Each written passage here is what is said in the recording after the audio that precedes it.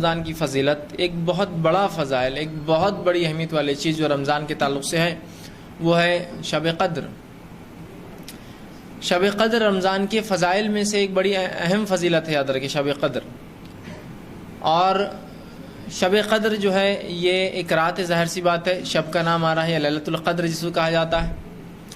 اور اس کی بڑی فضیلت ہے، یاد رکھیے۔ الگ بات ہے کہ ہم اس فضیلت کو آج نہ سمجھ رہے ہیں، نہ اس کو اس طرح سے منا رہے ہیں جیسا اس کا حق ہے۔ تو اس کی ایک بڑی فضیلت ہے، اللہ کے رسول صلی اللہ علیہ وسلم نے اس کے تعلق سے بڑی فضیلت بیان کی۔ آئیے آپ کے سامنے حدیث رکھتا ہوں اس کے تعلق سے،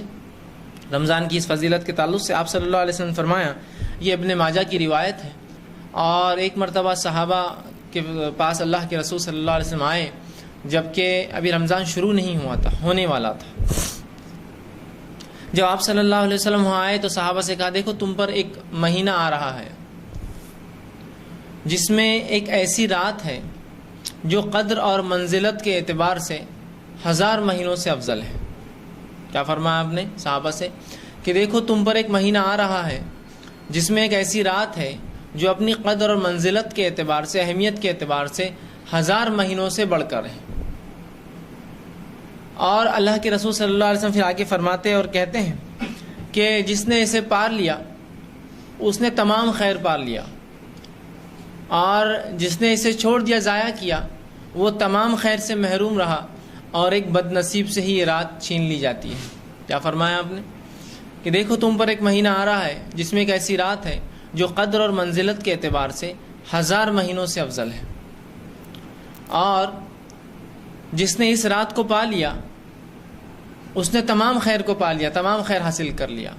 اور جس نے اس رات کو ضائع کر دیا وہ تمام خیر سے محروم رہا، اور ایک بد نصیب سے ہی یہ رات چھین لی جاتی ہے۔ مطلب وہ شخص بد نصیب ہے جو اس رات کو پا نہ سکے۔ تو رمضان کی یہ بہت اہم فضیلت ہے جس کو شب قدر ہم کہتے ہیں۔ اب شب قدر کب آتی یہ بھی آپ دیکھ لیں یا جان لیں ہم۔ شب قدر جو ہے رمضان کے آخری عشرے کی طاق راتوں میں سے کوئی ایک رات ہے، یاد رکھیے، آڈ نائٹس میں سے کوئی ایک نائٹ ہے۔ طاق راتوں سے مراد آڈ نائٹس، تو یہ آخری عشرے میں آتی۔ تو آخری عشرے میں جو طاق راتیں آتی وہ کون کون سی ہیں؟ 21 کی رات، 23 کی رات، 25 کی رات،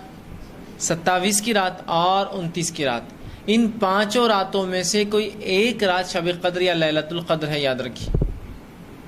ٹھیک۔ اب بہرحال شب قدر، لیلۃ القدر کی جو کچھ اہمیت ہماری نظروں میں ہے، جیسے تیسے ہم اس کو مناتے ہیں، وہ اس حد تک ہے کہ اس کو ہم 5 راتوں میں سے کوئی ایک رات نہیں بلکہ ایک رات طے کر کے مناتے ہیں، اور وہ رات کون سی ہوتی ہے؟ 27 کی رات۔ سوال یہ ہے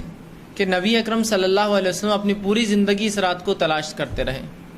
صحابہ رضی اللہ عنہم اجمعین پوری زندگی اس رات کو 5 راتوں میں تلاش کرتے رہے، تبع تابعین، امام، سلف صالحین، مفسرین، محدثین اس رات کو 5 راتوں میں تلاش کرتے رہے۔ یہ بڑی تعجب کی بات ہے کہ بر صغیر میں، ہندوستان، پاکستان میں اور بنگلہ دیش میں ہم کو پہلے سے معلوم ہے کہ یہ 27 کو ہے، مطلب نبی اکرم صلی اللہ علیہ وسلم کی بات نہ پتہ چل سکی،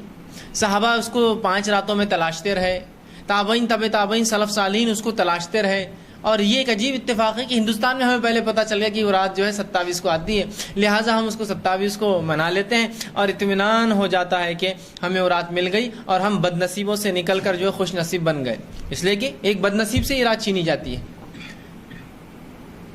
تو اندازہ لگائیے کیا ایسا ہو سکتا ہے جو بات نبی کو نہ پتہ چلے، صحابہ کو نہ پتہ چلے، تابعین، تبع تابعین کے علم نہ ہو،